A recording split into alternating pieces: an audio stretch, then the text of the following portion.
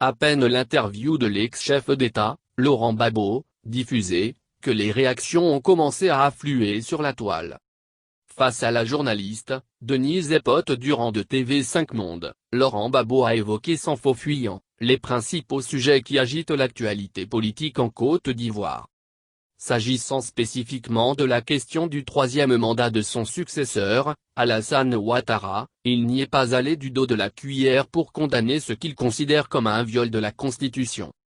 Sur son compte Twitter, l'ex-DG d'Urfi, Geneviève Gotzingué, a salué la résilience de l'ancien chef d'État, en dépit de ses 9 années d'exil politico-judiciaire et des pressions qui auraient pu être exercées sur lui, pour tenter d'édulcorer son engagement politique.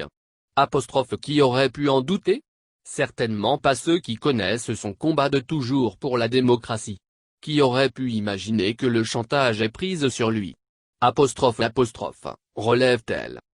Une manière subtile de tenser le pouvoir en place à Abidjan, dont la lenteur dans la délivrance du passeport de l'ex-chef d'État, est interprétée comme un moyen de chantage sur un adversaire politique, particulièrement coriace.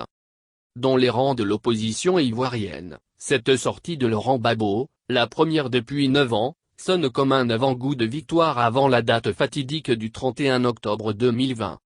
Le moins que l'on puisse dire, c'est qu'à 48 heures de ce scrutin controversé, l'opposition affiche une unité historique, avec en bonus, le ralliement de l'expert en finance, Tidjane Thiam.